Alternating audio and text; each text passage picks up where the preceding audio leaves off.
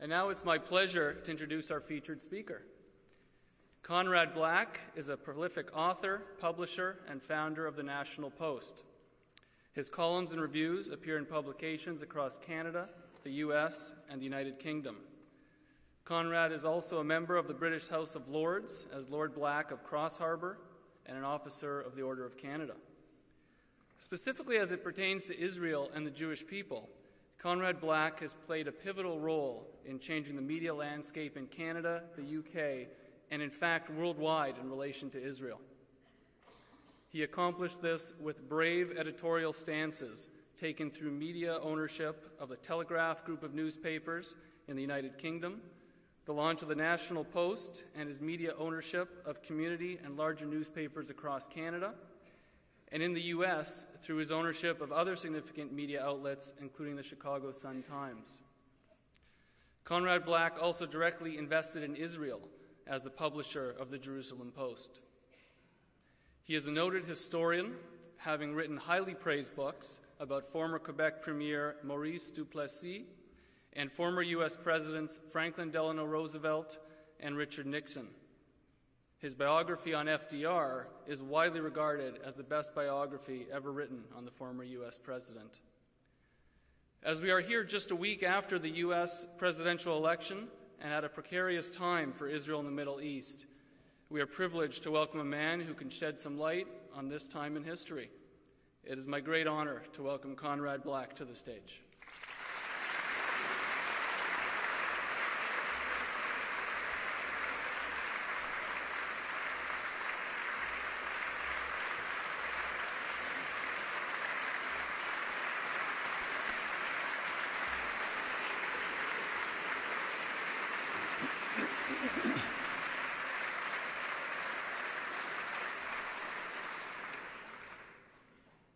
Thank you for your very generous welcome. Thank you for your flattering introduction, Brian.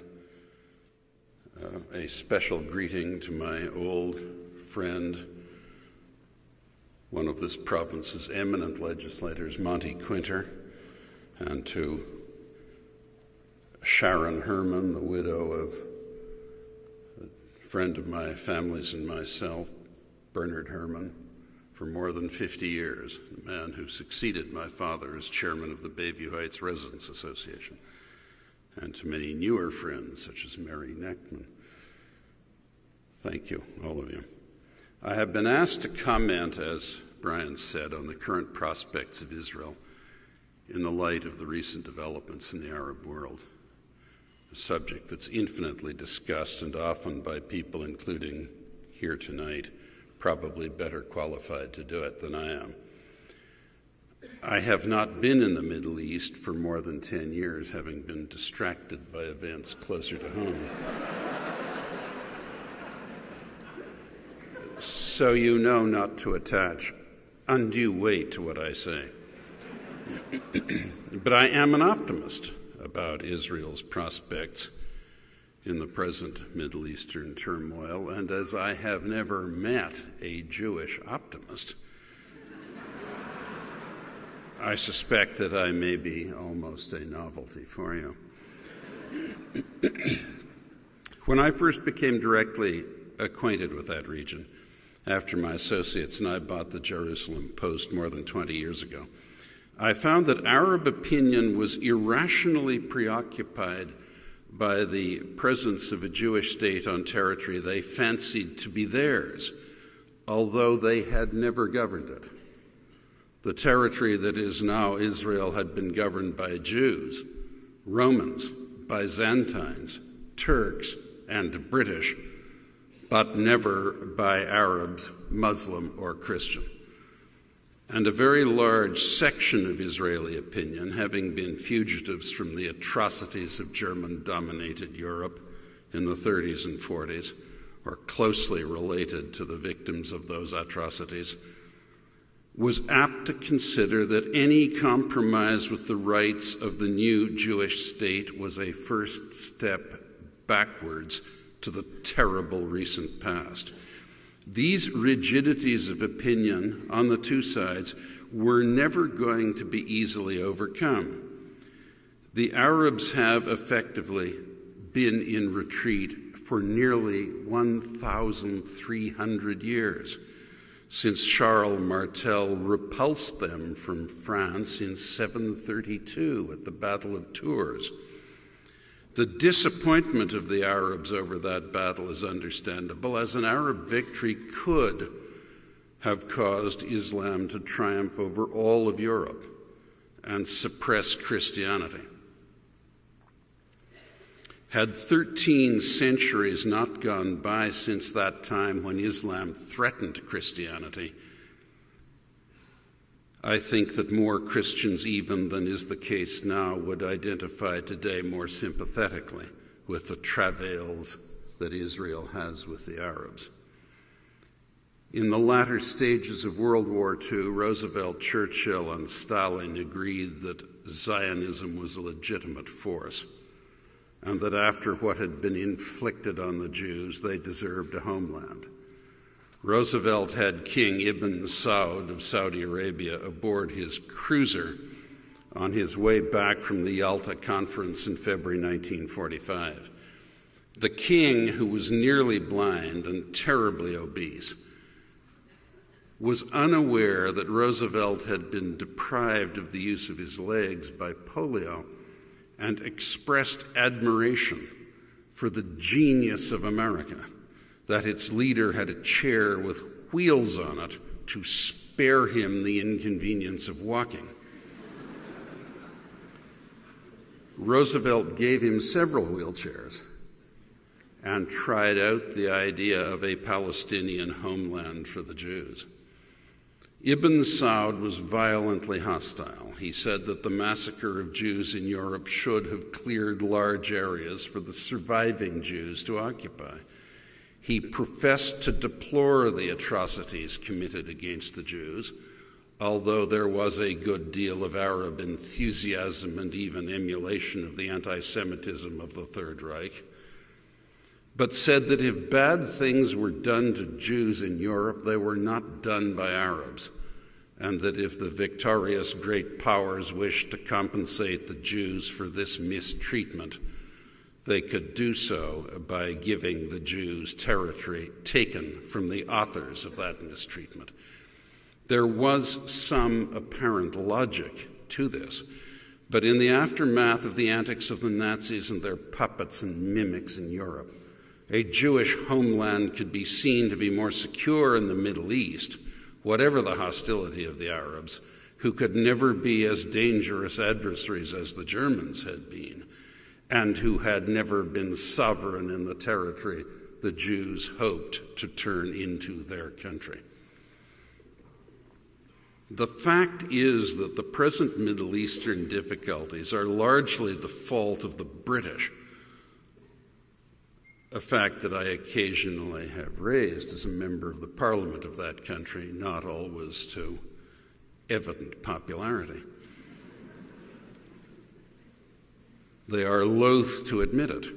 Once Britain, in the desperate days of World War I in November 1917, as our Russian ally collapsed, promised in the Balfour Declaration that Palestine would become a Jewish homeland without compromising the rights of the local non-Jewish population, they had effectively sold the same real estate, which they did not in fact occupy for another 6 weeks when they chased out the Turks, to two conflicting parties. Both parties came forward to assert their interests, and we are still trying to sort it out. The principal Arab organizations professed solicitude for the injustices the Jews had already suffered in Europe in 1917, but did not wish Jewish sovereignty over any of their fellow Arabs. And both the Germans and the Turks, in their last days as the occupying power, claimed to share the desire to assure Jewish rights in Palestine without creating a Jewish homeland there. Intense technical squabbling followed in the succeeding decades over the distinction between a state and a homeland. The rather shabby and tragic story of the escalation of problems in the Palestine Mandate between the wars and the efforts of the British to restrict emigration to Palestine, even after they could reasonably have guessed the terrible consequences for many of those Jews denied entry, is notorious. The piously formulated commission reports justifying restrictions on Jewish immigration to Palestine and the sanctimonious stance of British officials as the mandate came to its inglorious end after the war are too well known to require retelling here. They must contribute one of the most dismal chapters in the often distinguished history of British colonialism. And as I had occasion to remark in the London Spectator just 2 weeks ago, I suspect that a dim awareness of this fact is behind the traditionally negative view of Israel in the British Foreign Office, which persists to some extent to this day.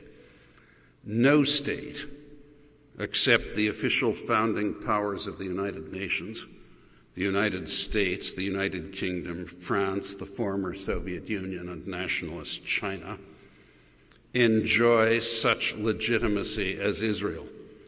Other countries, such as Canada, were part of the wartime alliance that called itself the United Nations and acceded automatically to UN membership. And scores of more recent states have been accepted as members of the United Nations. But only Israel was actually created by the United Nations, and on a motion by Stalin's ambassador, seconded by President Truman's. The proposed original boundaries of Israel were accepted by Israel and were altered in 1948 and again in 1967 by wars which the Arab powers initiated and in which they were unsuccessful.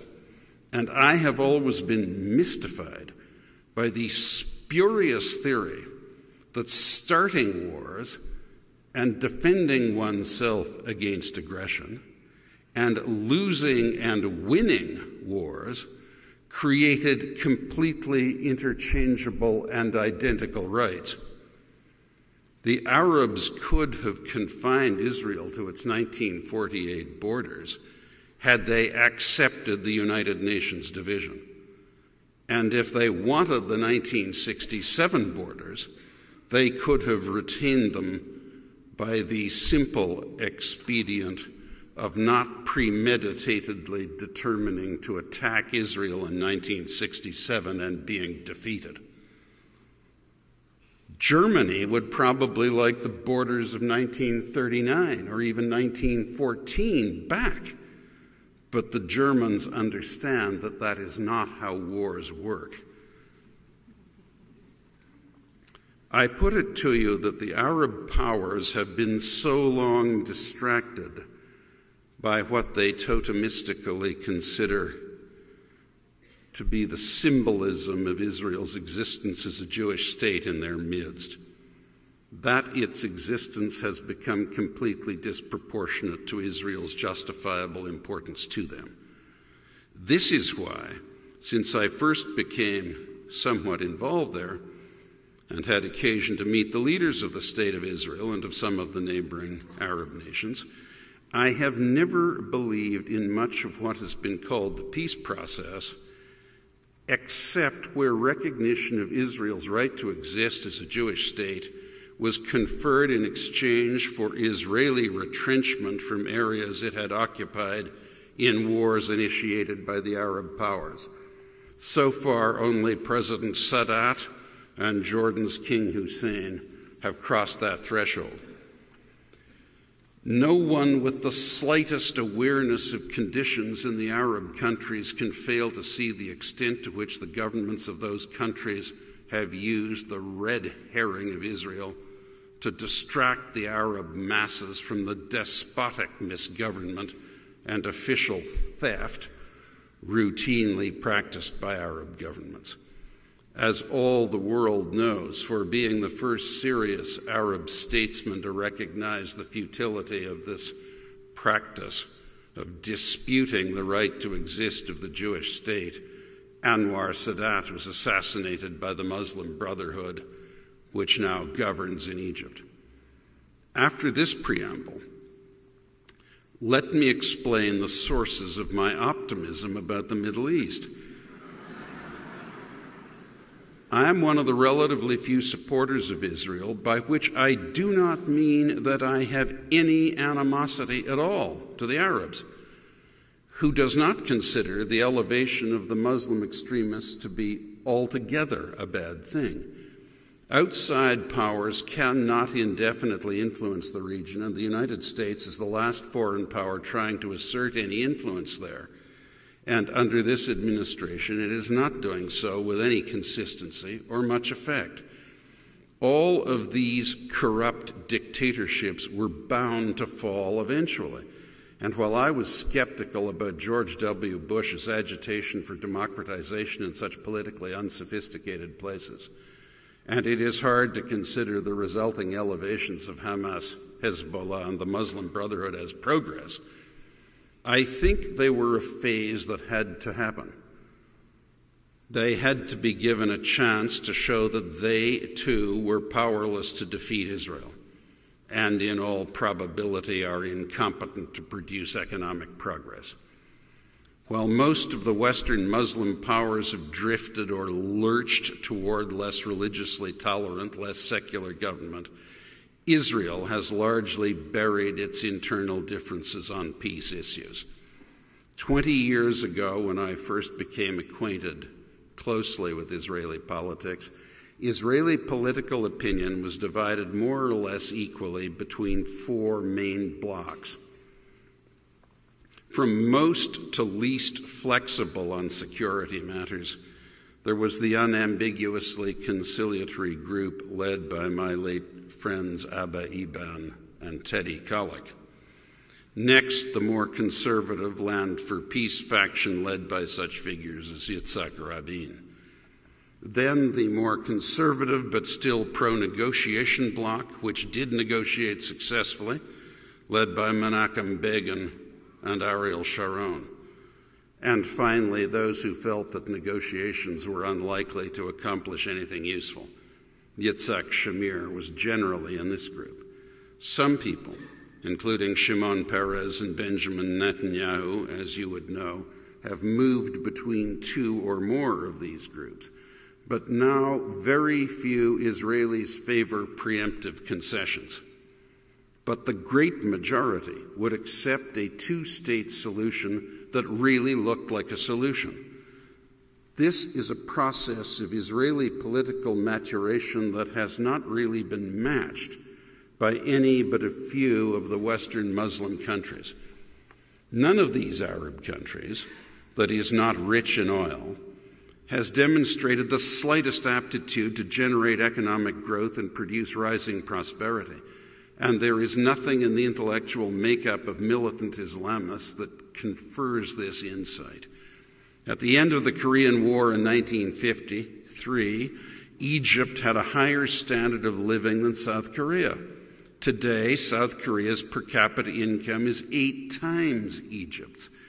Israel is not responsible for this. And the loss of mystique of the militant Islamist factions in the Muslim Arab world may be the necessary and the last step before those societies cease to obsess on Israel and focus instead on the requirements of self-government. I think that in many of these countries, since Islamism was identified with cultural survival and authentic nationalism, as very loosely in comparison Catholicism was in Poland under the occupation of Germany and Russia, it had to be allowed to try to lead these peoples. None of the Islamist Arab parties or leaders of the Arab armed forces will have anything to do with war with Israel, no matter what mobs are whipped up or what polemical excesses their leaders inflict on them. It will not be long before their publics are disillusioned with their failure to deliver economic progress or a favorable change in the balance of power with Israel. And at that point, Israel's ability to negotiate durable arrangements with its neighbors will sharply increase. I do not wish to overstep my very limited knowledge of the region, but there is some reason to hope that this is already happening on the West Bank. The Palestinian Prime Minister Salam Fayyad is the first Palestinian leader whose CV is not that of a terrorist. With the entire cooperation of Israel, the West Bank has enjoyed 6 years of 10% annual GDP growth and more than 7% per capita income growth. The Palestinians are regarded as a commercial elite in the Arab world, as Jews and Christian Lebanese are around the Mediterranean, and the overseas Chinese are in Pacific countries. If that trait can be asserted, and this progress can be retained, the Palestinians will cease to be mere cannon fodder for the corrupt Arab governments that have kept them in the fetid refugee camps that have been cynically maintained as breeding grounds for terrorists for nearly 3 generations, with the shameful complicity of the United Nations. Unfashionable though it is to say so in pro-Israeli circles, I think several developments generally seen as negative for Israel are in fact the reverse. Let the Islamists have their turn and show that they are impotent to challenge Israel's existence. And since we now have no choice, let the United States cease to be a thoroughly responsive ally, so that relationship can no longer be invoked by the Arab extremists as the sole reason for Israel's survival. I don't believe that President Obama is anti-Israel, but I don't think he is pro-Israel either. He apparently believed that as he was the first non-white and part Muslim U.S. president, he could easily mend fences with aggrieved non-white and Muslim countries. His discovery of the notorious fact that it is national self-interest and not matters of pigmentation or religious traditions that generate international frictions does not seem likely to change his perspective. Some of his comments suggest that he had a very oversimplified concept of the origins of Middle Eastern tensions, and we have no right to expect a great change in his last term. And unless Israel is prepared to act, we must probably now resign ourselves to Iran achieving some nuclear capability, as the regime in Washington has largely abdicated as a great power whose threats need to be taken too literally. Israel has a perfect right, and probably has the ability, to prevent this happening. But it need not suffer to have the West require it to do the world's dirty work for it again. If Israel does not want to attack Iran militarily, it will survive. American lassitude will at least lead to vastly improved anti-missile defenses being arrayed, as well as, probably, an offensive nuclear capacity in the hands of the Turks, the Saudis, and the Egyptians to counter the Iranians. And the non-proliferation regime will collapse as the fraud and the hypocrisy that Charles de Gaulle and Mao Zedong said it was 40 years ago. But the deterrent power of Israel in its region will be sufficient to prevent attack. And if Israel chooses to attack the Iranian nuclear program before it has deployed nuclear weapons, there will be adequate overt Western support, proudly led by Canada, and tacit approval from Iran's Muslim neighbors.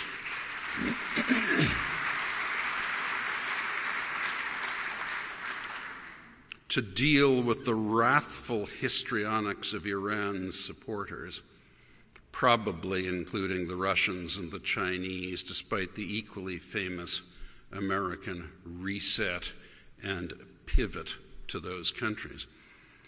In the end, in the security of any nation, there is no substitute for the will and might of that nation. The United States was there when it was necessary, for Israel and for the world. It provided the margin of victory in World War I and led us to victory in World War II and the Cold War, and assured the triumph of democracy in much of the world. We owe America that and must never forget it. But the United States no longer seems to have the desire, or at the moment the aptitude, to lead the free world as it did for 70 years. Its hour as a dominant power is passing voluntarily, and it is in retreat in the world, though it is still the world's most important country. But Israel can assure its own defense. Western Europe is not under threat, and the states that ring China from India to Japan can certainly provide a regional balance in the Far East. I need not tell any of you that Israel now has a standard of living superior to much of Europe's and an economic growth rate that surpasses all of Europe.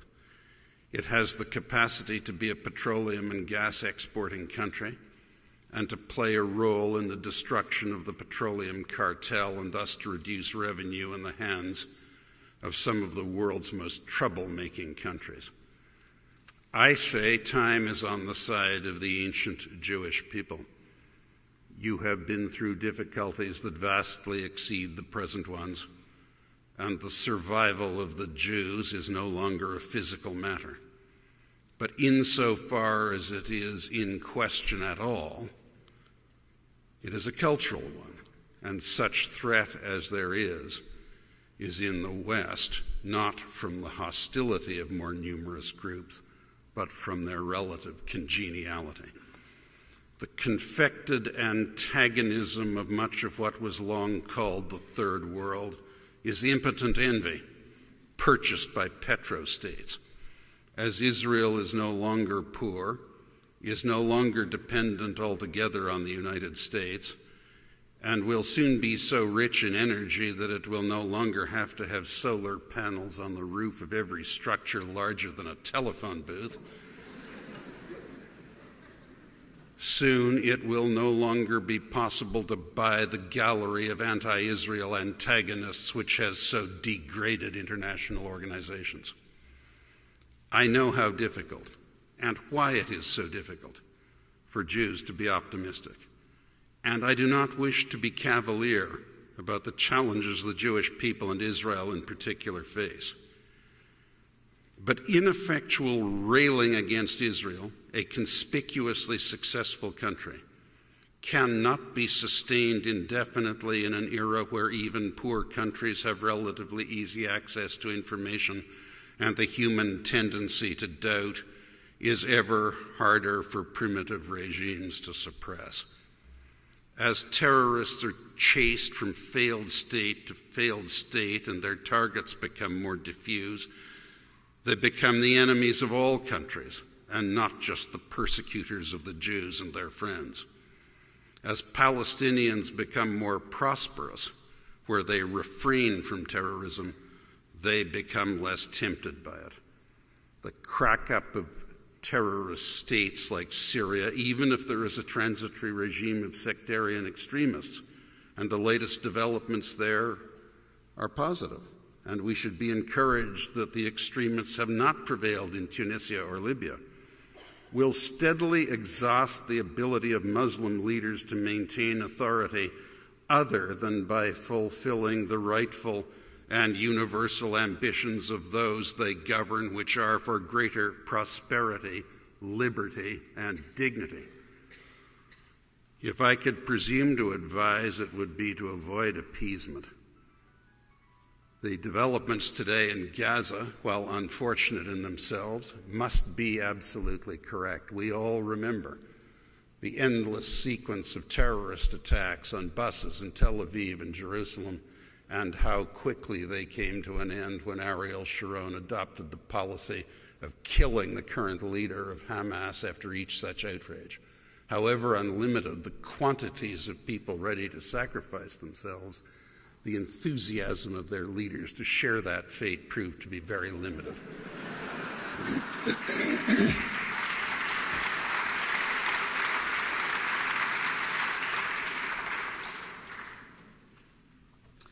Israel has shown that it will uproot settlers, as it did in the Sinai and in Gaza, in exchange for genuine peace. It has adhered to the agreement between George W. Bush and Ariel Sharon that settlements will be expanded only for the growth of the population of the already established settlers in each settlement. Israel has shown its bona fides. Other than with Sadat, land for peace has been a fraud, irretrievable land for easily terminated peace, and peace that is apt only to be a ceasefire subject to violation without notice. The Palestinians could have peace tomorrow if they were prepared to accept the permanence and legitimacy of Israel as a Jewish state.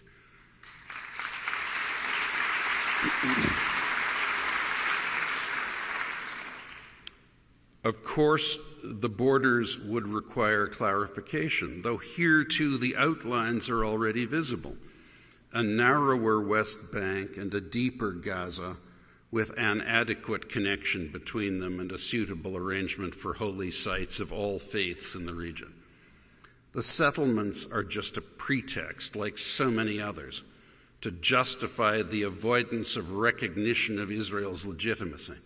If the settlements issue were conceded by Israel, we would move on to the utterly spurious right of return. Israel should not have any substantive negotiations with any power that will not acknowledge Israel's right to exist as a Jewish state.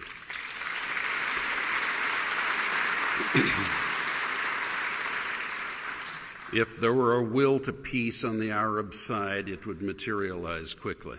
And as long as Israel retains the will to survive, it will survive and it will flourish.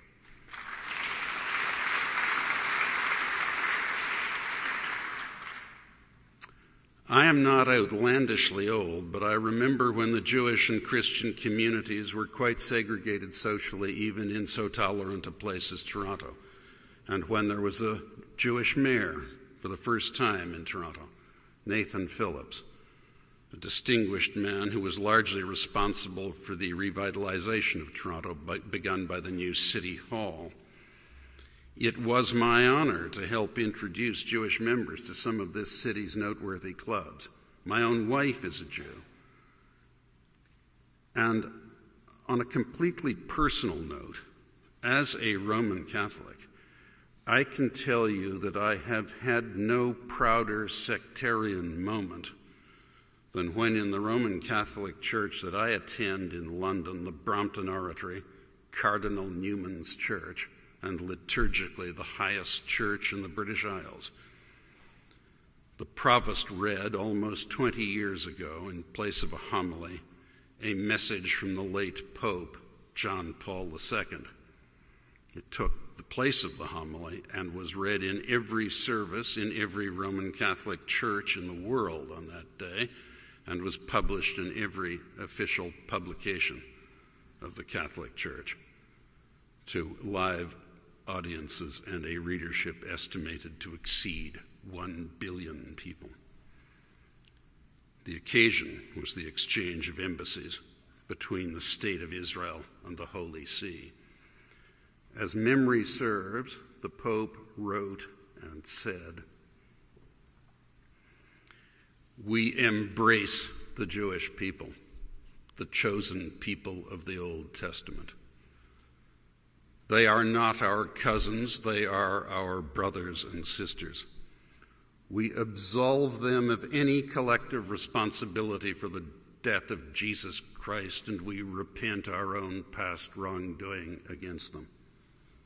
Now and hereafter, any discrimination or defamation against Jews as a people or a faith is anathema and damnation." I am a fervent Democrat in secular matters, but there are moments when it is really heartwarming to be a member of a church which has a single figure at its head who speaks with authority, especially when that person is a man of courage and principle.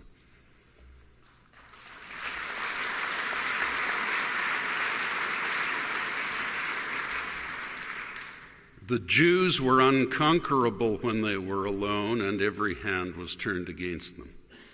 You shall not falter now that most of what could reasonably be described as civilization, including most of Christendom, is with you, however passively much of the time. But almost all Christian organizations have renounced and condemned anti-Semitism. Jews showed Christians the way to monotheism and messianism. Christians will show the world the way to philo-Semitism. This, I put it to you, and not terror or bigotry, though they shall always be with us. This is the prevailing trend, the wave of the future, and the real force of history. Thank you.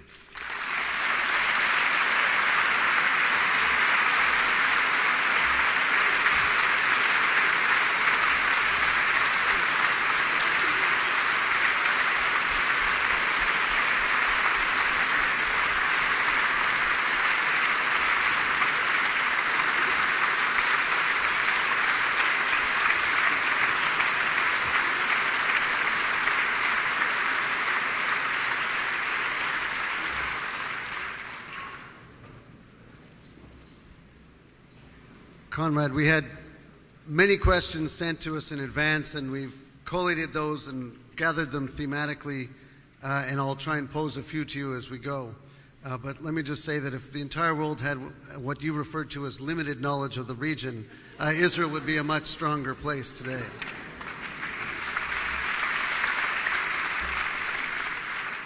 The first one, and really, a theme which is so important today. Basically, do you see a strategy forward for Israel to follow which gives it the best chance to live in peace with its neighbors?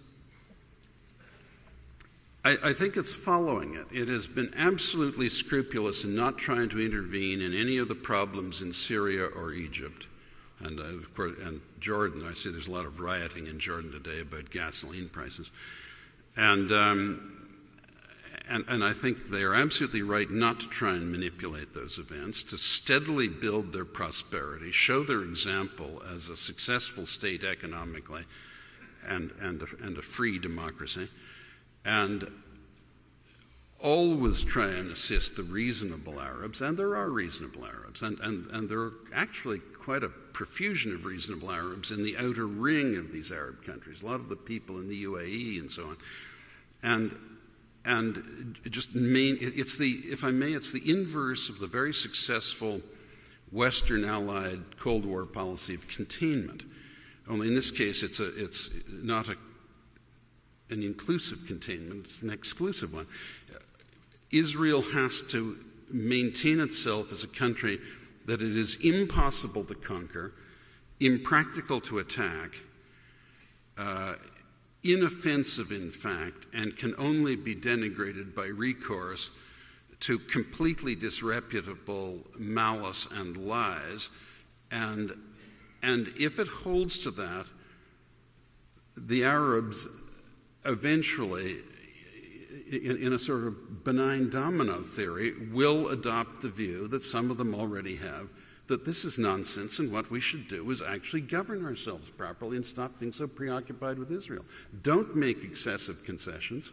Don't make any preemptive concessions, but don't provoke the Arabs. But that's what you're doing. I mean, no, it's okay. You're the incarnation of Israel here for this purpose. The next one, really, thematically, is the U.S. election. I mean, there were some questions around, it seemed that Prime Minister Netanyahu seemed to favor Mitt Romney perhaps a little too openly. At this point, given that we already have an outcome, I'm not sure how relevant it is, but the question for you is it relevant, in fact, firstly? And secondly, there used to be a world of two superpowers, and is there a vacuum that's being created?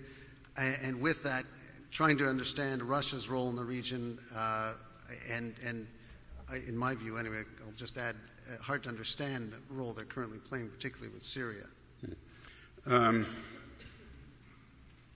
the election, I think it's not surprising that the Israeli government was more favorably disposed to the position that the Republican candidate took on Iranian nuclear weapons than the incumbent did.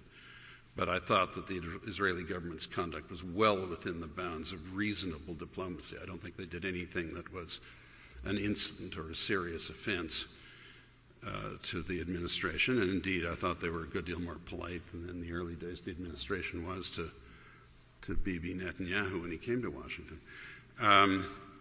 So I don't think that'll be a problem.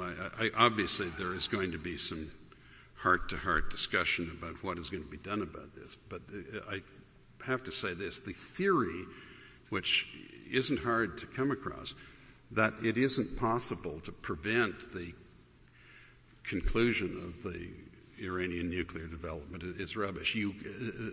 Under the Enhanced Cooperation Act of several months ago, Israel has the largest impact bombs, and they certainly have the ability to penetrate and dominate Iranian airspace, at least for a temporary time. And they also have the ability to return to Iranian airspace as often as necessary. And you cannot build, no matter how far down you are, you cannot build such sophisticated weaponry with bombs of that enormous concussive explosive power landing overhead. Believe me, you can't do it. You can't do anything. And so it can be stopped if that's what people want to do. On I'm sorry, what was the last part of the question? After? Syria. Yeah, well, Russia. You see, I think Russia is just clinging to such vestiges as it has of its old influence. They were the chief defense suppliers to Syria. And so they're sort of hanging in there with the last ally they had in the region. But more importantly, I think Syria has been a conduit for Iran, and there's no possibility that I can see that the Assad regime continues. I mean, you just can't have draftees shooting tens of thousands of your own people like this indefinitely without them becoming demoralized and refusing to do it.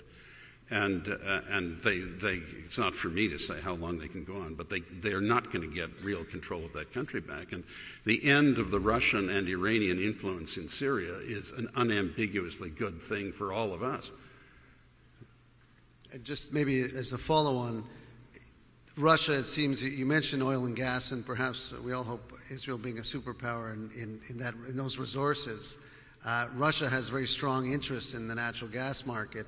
And there's a thought that this may pave the way for very strong relations between, as potentially U.S. relations wane, that Russia and Israel become much stronger and closer allies. I wouldn't bet the ranch on that one. There went the optimism.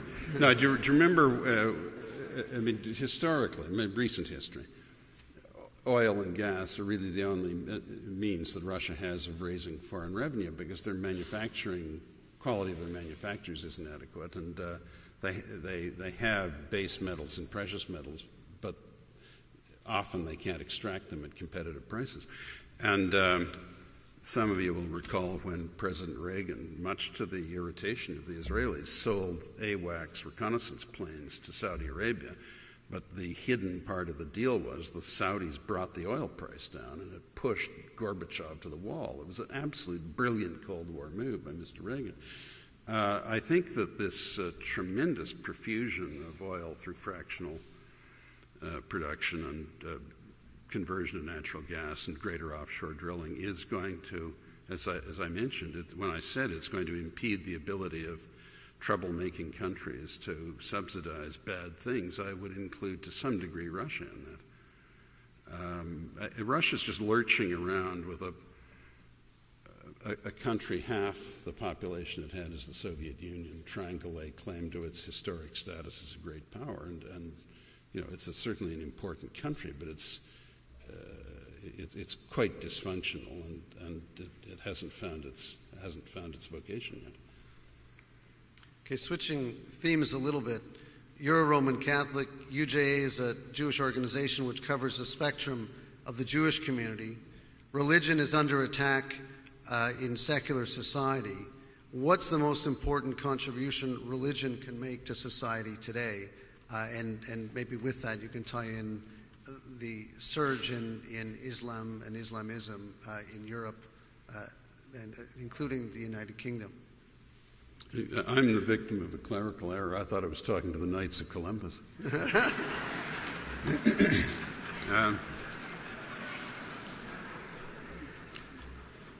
Look, I'm of that tradition that doesn't get too public about religious matters. I mean, personal religious matters. But let me have a stab at it. If those people who believe in God, and the very entertaining man from Cleveland who preceded me allowed that he had some struggle with that, but and I guess we all do sometimes. But those people who do, I think it's fair to say, have an easier time imagining that there is some rationale to what goes on in the world, impossible though it is to discern it much of the time.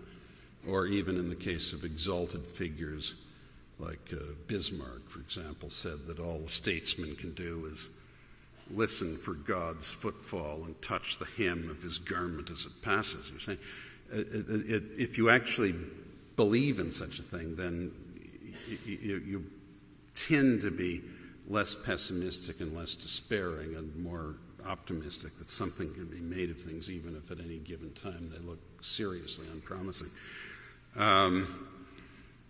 I think that the West should, without altering in the slightest its religious liberality and its toleration of all non-sociopathic religions and its complete toleration of the absence of religiosity, should make the point to the militant Islamists that we are not prepared to be lectured to as a bunch of infidels, because in fact our religious tradition, Jewish and Christian, is far older, far richer, and far more plausible than theirs. And we respect theirs, but we will not be talked down to by a bunch of raving Islamic fanatics telling us that we are infidels. And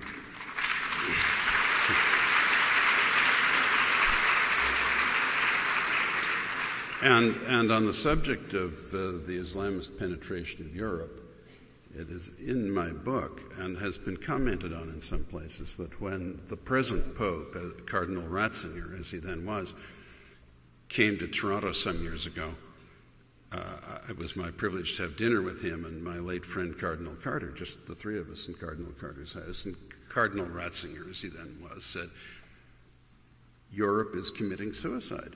They have lost the energy to renew themselves genetically, and they're combating their demographic decline by the importation of groups, many of whom are dedicated to the overthrow of their society. And it is a terrible mistake. Now, it'll be reversed eventually, because he said Europe is a great part of the soul of the West, and it is not fundamentally a suicidal society, but it is in fact behaving in a suicidal manner. Well, that has to change, but it'll have to change by serious leaders pointing out what the stakes are. And I don't want to sound salacious, but the challenge to go out and actually increase your population, it doesn't call people to do things that are normally considered to be so unpleasant, you know?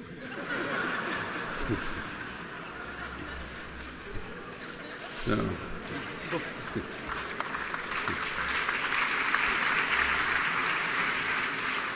But I think it'll turn, you know. You get all these trends, people saying, well, the last German will die on March of 2221 or something. This is rubbish. I mean, these trends change. It's like this theory that the United States would be a mainly non-white country by 2017 or something.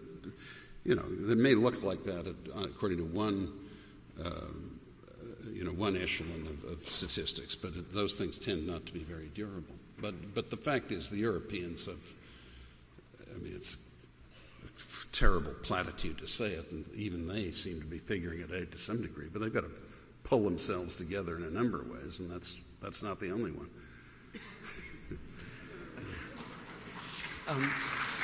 Maybe just one or two more. You spoke earlier about responding to terror with might. Basically, the response in Gaza, for example, being eminently justified and good policy. Turn back to Iran. If you had a private moment with the Prime Minister of Israel, how would you counsel him?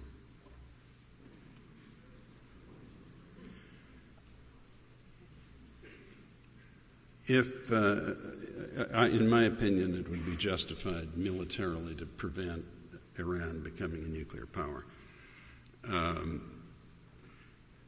As you know, this becomes a complicated question. When I referred in my remarks to Charles de Gaulle and Mao Zedong having said that the non-proliferation regime was a fraud, what I meant was that when there were only 3 nuclear powers, the United States, USSR, and Britain, their view was that those 3 were just running a little club for themselves and saying no one else was eligible. And they said, well, but we are eligible, and we have just as much right to be in that club as you do, and we're going to do it. So they did.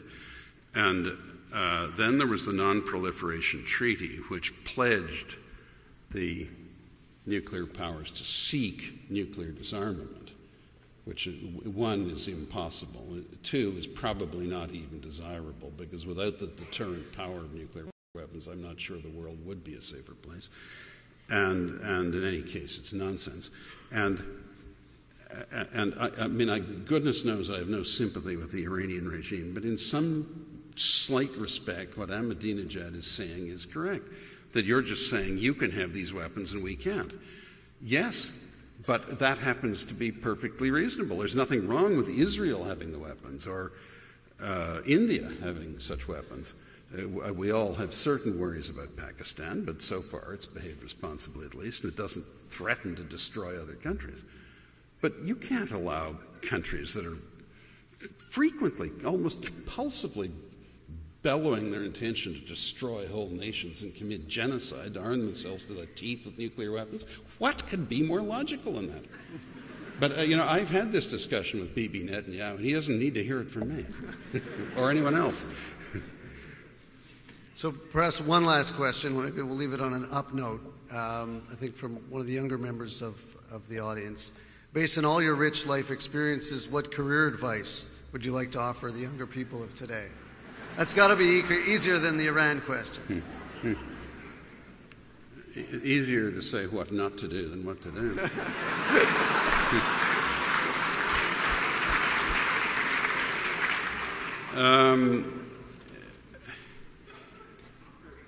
Take the trouble to choose an occupation that really is going to be fulfilling for you. Don't allow yourself, however well-intentioned family or peer groups or whatever it may be, to push you into something you don't want to do. I'm sure everyone in the room knows people who were somehow had it forced upon them to adopt a career they didn't really want, and they were never happy in it.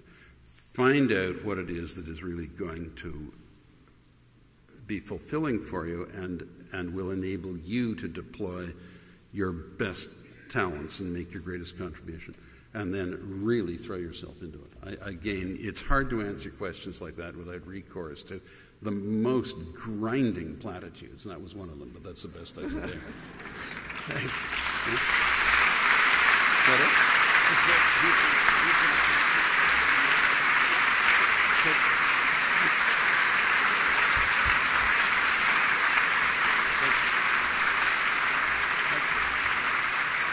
I'd like to invite Jeff Brown to come to the microphone to offer a few words of thanks and to close tonight's program. Great. Thanks, Bruce. Conrad, true to form, the discussion tonight was educational, thought-provoking, and highly entertaining. Your steadfast support for our Jewish community in Israel is so impactful given your stature in Canada. For that, and for sharing your evening with us, I'd like to thank you on behalf of UJA Federation.